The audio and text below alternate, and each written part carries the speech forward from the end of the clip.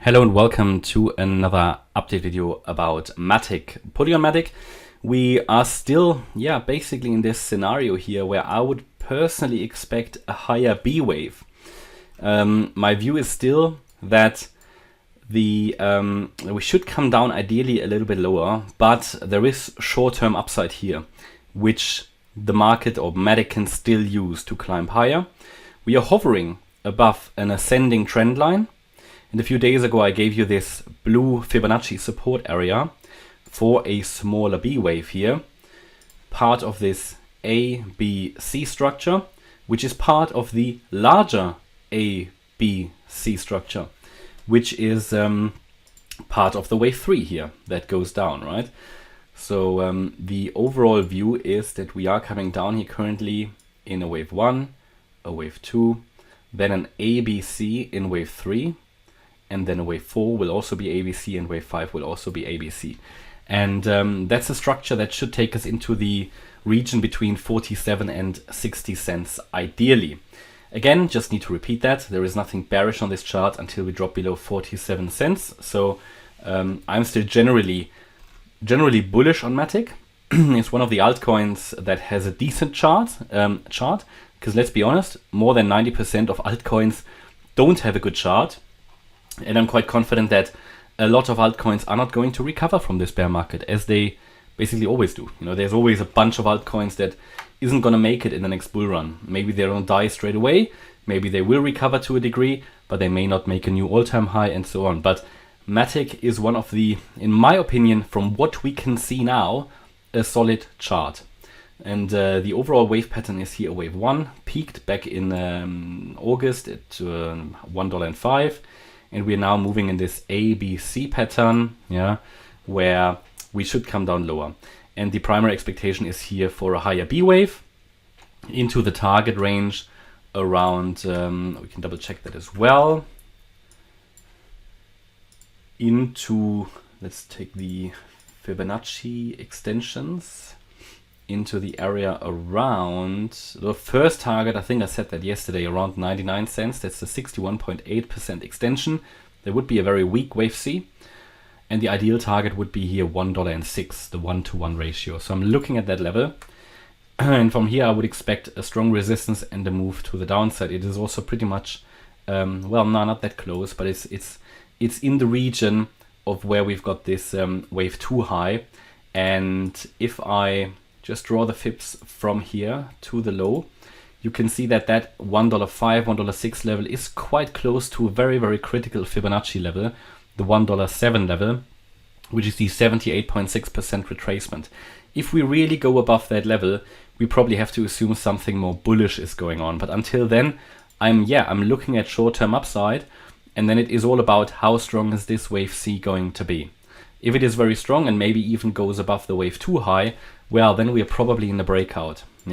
So I mentioned before that this is, yes, my primary expectation, and that is because the move off the low here from the 21st of November, the move up is currently corrective. A lot of overlaps, looks very corrective. The move down was corrective as well. So for me, it makes sense this to be a B wave still. An ABC structure where the wave B was corrective, the wave A was corrective. So looking at that, there's of course a direct breakout possibility. I talked about that in previous videos as the alternative wave pattern, where we've got a series of 1-2 setups here. So a wave 1 up, and then we bottomed here already in the wave 2, and then we've got something here like another 1-2 setup, 1-2, and another 1-2 setup, and we'd be moving up now. But if you have too many 1-2 setups, it's getting unlikely. You could also say that we have indeed a wave A, a wave B, and the wave C bottomed here. Now that would be a so-called running flat pattern. I'm not really a fan of running flats. The reason for that is they are so rare. They are one of the rarest Elliott Wave patterns at all. But it would still be part of the direct breakout scenario. So then we would have to say that the wave 2 finished here, but it's just not very likely in my opinion. And it's all about likelihoods in this market. But of course, we could say we bottomed here. It's just not my primary expectation until we really get above that, let's say $1.07 level, with a follow through above $1.15. Yeah, so short-term upside here. I think we could be moving into the apex here of a triangle pattern as well. You can see that here we've got an ascending trend line that we've adhered to in the last few days. Could even move that up a little bit. I think that is even more accurate if we don't consider the wicks too much, but more the candle bodies. Got 3 touch points down there. We've got 3 touch points up there. It looks like a triangle shape at the moment. So if that is really the case, then yeah, be prepared for an impulsive move, because if we're getting squeezed into an apex of a triangle as always, there should be an impulsive move to the down, well, not to the downside, not necessarily, but an impulsive move either direction. So the market needs to decide where do we break out, but that breakout could send us, if we say, let's say, okay, we have a triangle here, let's just take broadly the height of that triangle. Might even need to take it a bit higher, but to the upside it would take us into that sort of, okay, above $1 range, yeah. So between that 99-cent target and the $1.05 target. Here it's a bit tricky because, you know, where do I take the height from?